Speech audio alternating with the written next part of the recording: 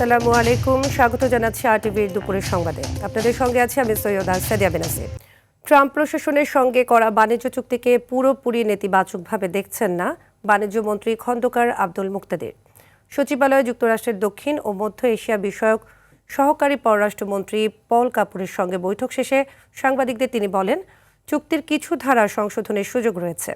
এ চুক্তি ভবিষ্যতে দুই দেশের মধ্যে বাণিজ্য বাড়াতে ভূমিকা রাখতে পারে বলেও মনে করেন মন্ত্রী। পল কাপুর নতুন সরকারকে অভিনন্দন জানিয়ে বাণিজ্যমন্ত্রী বলেন, নতুন সরকারের সঙ্গে কাজ করবে মার্কিন সরকার। এটা নিয়ে সেই দেশের সাথে আমাদের অর্থনৈতিক সম্পর্ক, বাণিজ্যিক সম্পর্ক, আগামী দিনে বিনিয়োগের সম্পর্ক, আমাদের এখানকার ডিজিটাল ইনফ্রাস্ট্রাকচার ডেভেলপ করার জন্য তাদের সহযোগিতার বিষয়ে এরকম অনেক গুরুত্বপূর্ণ বিষয় জড়িয়ে আছে দুই দেশের মধ্যে।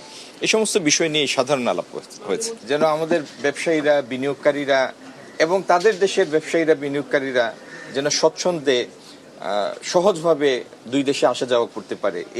এটির মধ্যে যেন কোনো প্রতিবন্ধকতা সৃষ্টি না হয়, এটির অনুরোধ আমাদের সবসময় থাকবে। এর আগে পররাষ্ট্রমন্ত্রী ডক্টর খলিলুর রহমান ও প্রতিমন্ত্রী শামা ওবায়দ ইসলামের সঙ্গে বৈঠক করেন পল কাপুর। সকালে মন্ত্রণালয়ে এই বৈঠক শেষে আনুষ্ঠানিক ব্রিফিং করা হয়নি। তবে অস্ত্র কেনাকাটা বিষয়ক চুক্তি আকসা এবং অস্ত্র বিষয়ক গোপন তথ্য বিনিময় ও সুরক্ষার চুক্তি জিসোমিয়ার নিয়ে প্রশ্ন করা হলে এড়িয়ে যান তিনি। এছাড়াও সফরের দ্বিতীয় দিনে অর্থমন্ত্রী আমির খসরু মাহমুদ চৌধুরী, জ্বালানি মন্ত্রী ইকবাল হাসান মাহমুদ টুকুর সঙ্গে বৈঠকের কথা রয়েছে পল কাপুরের। এরপর সন্ধ্যায় ব্যবসায়ী প্রতিনিধি দলের সঙ্গে মত বিনিময় করবেন তিনি। বিএনপি সরকার গঠনের পর ওয়াশিংটন থেকে এটি যুক্তরাষ্ট্রের প্রথম কোনো দ্বিপক্ষীয় সফর।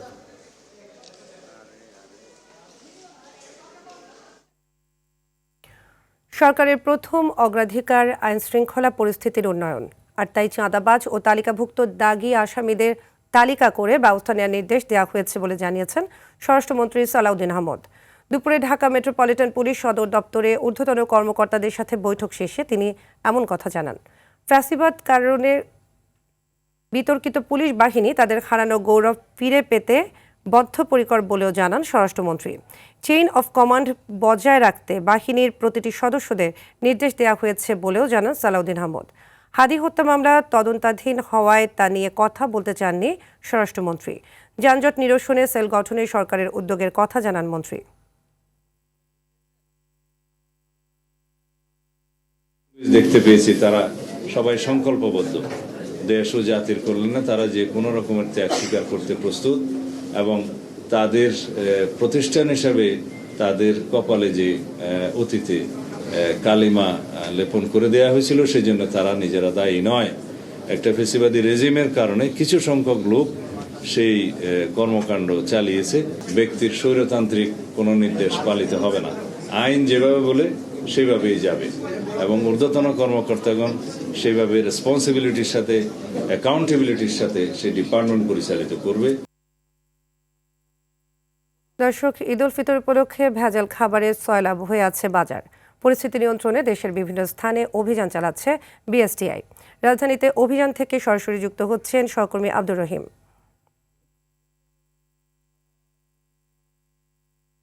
রহিম, বিএসটিআই এর অভিযানের সর্বশেষ তথ্য আমাদের জানাবেন।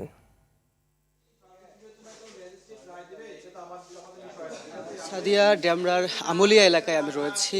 এখানে বেশ কিছুক্ষণ আগে থেকে ভেজাল পণ্য অভিযানে নেমেছে বিএসটিআই। আমরা কিছুক্ষণ আগে গিয়েছিলাম একটি ভেজাল সাবান কারখানায়। সেখানে একটি কারখানায় 2 থেকে 3 ধরনের সাবান তারা তৈরি করছে, এবং বর্তমানে আমি যে কারখানাটিতে রয়েছি এটি পারফেক্ট নামে একটি কারখানা, যেই কারখানাটি প্রায় 7 থেকে 8 ধরনের প্রসাধনী তৈরি করে, বিশেষভাবে টয়লেট ক্লিনার থেকে শুরু করে হ্যান্ড মশার কয়েল এবং হুইল ডিটারজেন্ট পাউডার থেকে শুরু করে প্রায় 10 থেকে 15 ধরনের তারা পণ্য তৈরি করে, এবং বিএসটিআই সেখানে অভিযান করছে। এবং একটি বিল্ডিংয়ের 3 তলা পুরোটাই তাদের কারখানা, এবং এখানে বিপুল পরিমাণ ভেজাল পণ্য মজুত রয়েছে। বিএসটিআইয়ের অভিযান চলছে, এবং এই অঞ্চলে প্রায় আরও খাদ্যপণ্য থেকে শুরু করে ভেজাল সেমাইয়ের কারখানাও কিন্তু অভিযান চালিয়েছে এর আগে। আমরা দেখেছি যে এই অঞ্চলে বিপুল পরিমাণে কিন্তু ভেজাল কারখানা এবং ভেজাল পণ্য তারা বিএসটিআই বের করেছে, যাদের কোনোটারই অনুমোদন নেই এবং কারো কোনো ল্যাব টেস্টের মাধ্যমে কোনো পরীক্ষাগার নেই। তারা ইচ্ছে মতো নিজেদের মতো করে যেই ভেজাল পণ্যগুলো উৎপাদন করছে এবং আমরা একটু যদি দেখানোর চেষ্টা করি, এইখানকার যে পণ্যগুলো রয়েছে, পারফেক্ট নামে একটি কোম্পানি, যেই কোম্পানিটি হ্যান্ড ওয়াশ এবং ডিটারজেন্ট থেকে ক্লিনার, বিভিন্ন ধরনের ক্লিনার তারা কিন্তু তৈরি করে থাকে। এবং আমরা যদি বলি যে বিএসটিআই কিন্তু আরও তাদের সারাদিন এই অভিযান চলতে থাকবে এবং ঈদ পর্যন্ত, ঈদকে কেন্দ্র করে যেসব ভেজাল কারখানা তাদের সে কার্যকারিতা বাড়িয়েছে সেগুলো রুখে দেওয়ার জন্য কিন্তু বিএসটিআই তৎপর রয়েছে। তো এই ছিল আমার কাছে ডেমরা আমলিয়া থেকে সর্বশেষ। সাদিয়া, ধন্যবাদ আপনাকে। স্বাস্থ্য খাতে দালালের দৌরাত্ম্য রোধে কঠোর পদক্ষেপ নেবে সরকার, বলেছেন স্বাস্থ্যমন্ত্রী সরদার মোহাম্মদ সাখাওয়াত হোসেন। সকালে ঢাকা মেডিকেল কলেজে আকস্মিক পরিদর্শন শেষে সাংবাদিকদের তিনি বলেন, যে কোনো মূল্যে হাসপাতালে রোগী ভাগিয়ে নেয়া, ট্রলি ব্যবসা সহ সব নির্মূল করা হবে। এখনও প্রয়োজনের তুলনায় হাসপাতালগুলোতে স্বাস্থ্যকর্মীর সংখ্যা অনেকটাই কম উল্লেখ করে মন্ত্রী বলেন, দ্রুত স্বাস্থ্যকর্মী নিয়োগের ব্যবস্থা সহ হাসপাতালের ওটি সংখ্যা ও মান এবং ওষুধ সরবরাহ বাড়ানো হবে। সে সময় ঢাকা মেডিকেল কলেজ হাসপাতালের সব ওয়ার্ড পরিদর্শন করেন তিনি, তবে তেমন কোনো অসঙ্গতি পাওয়া যায়নি বলে জানান। আমরা শুনেছি আমরা দালাল বা ট্রলি বিক্রি করা যে কাজগুলো, যেমন ওই দিন পঙ্গুতে হয়েছে, একটা অফিস অর্ডার হয়েছে, আমরা এগুলি কঠোর হস্তে দমন করব। মেডিসিন সব পাচ্ছে না রোগীরা, এটা একটা কমপ্লেন আছে। আমাদের আরও অনেক বেশি অ্যাকোমোডেশনের দরকার, আরও অনেক বেশি ডাক্তারের দরকার, যে জিনিসটা আমাদের অপ্রতুলতা আছে। নারায়ণগঞ্জের সিদ্ধিরগঞ্জে হঠাৎ ভূমি অফিস পরিদর্শনে গেছেন ভূমি প্রতিমন্ত্রী ব্যারিস্টার কায়সার কামাল। পরিদর্শনে গিয়ে সকাল 9টাতেও অফিস তালাবদ্ধ দেখতে পান তিনি। সকাল 8:55 সিটি কর্পোরেশনের 5 নম্বর ওয়ার্ডে অবস্থিত ভূমি কার্যালয়ে প্রতিমন্ত্রী উপস্থিত হয়ে দেখেন কোনো কর্মকর্তা কর্মচারী আসেননি। এরপর প্রায় 30 মিনিট অপেক্ষার পর একজন এসে কার্যালয়ের তালা খুলে দিলে তিনি ভেতরে ঢোকেন। এ সময় কর্মকর্তা কর্মচারীদের অফিসে না পেয়ে ক্ষোভ জানান প্রতিমন্ত্রী। আর ঘুষ ও দুর্নীতি রোধে যে কোনো ভূমি অফিসে আকস্মিক পরিদর্শন চলবে বলে জানান কায়সার কামাল।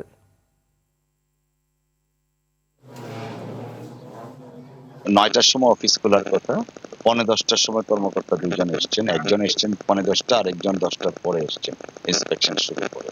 তো এই ব্যাপারে আমরা যথাযথ কর্তৃপক্ষের মাধ্যমে বিধি অনুসারে ব্যবস্থা নেওয়া হবে। দেখুন, এই আকস্মিক ভিজিট শুধুমাত্র সিদ্ধিরগঞ্জের মধ্যে সীমাবদ্ধ থাকবে না, বাংলাদেশের যে কোনো প্রান্তে, যে কোনো দিন, যে কোনো অফিসে আমরা যাব এবং এইভাবে একটা যেটা বলা হয় সারপ্রাইজ ভিজিট, সেটা আমরা অব্যাহত রাখবো। জনগণ দ্বারা নির্বাচিত সরকার হিসাবে আমরা জিরো টলারেন্স এগেইনস্ট করাপশন সেটা কার্যকর করবো ইনশাআল্লাহ।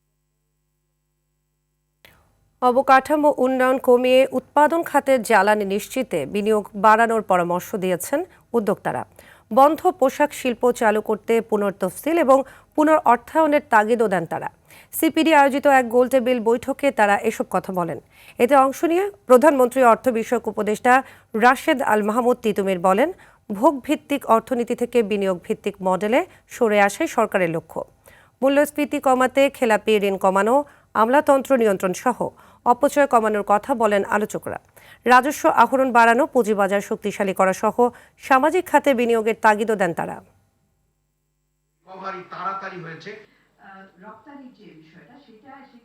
আমাদের বড় ফিসক্যাল পলিসির বড় সমস্যা হচ্ছে কিন্তু লিকেজ, এবং সেটা যদি আমরা কমাতে পারি তাহলে যেটা হবে, গণদ্রব্য তথা পাবলিক গুডসের ক্ষেত্রে আমরা অনেক বেশি যেতে পারবো। এটা আপনারাই বলেছেন এবং সবার ঐক্যমত্য যে আমাদের এখানে সামাজিক প্রতিরক্ষণ ব্যবস্থায় বড় রকমের এর যে সমস্যা সেটি হচ্ছে এই তিনটি।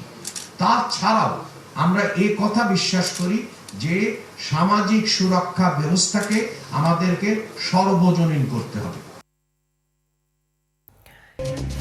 দুপুরের সংবাদ এ পর্যন্তই। জেলার সংবাদ বিকেল 4:45টায় দেখার আমন্ত্রণ রইল। ধন্যবাদ সবাইকে।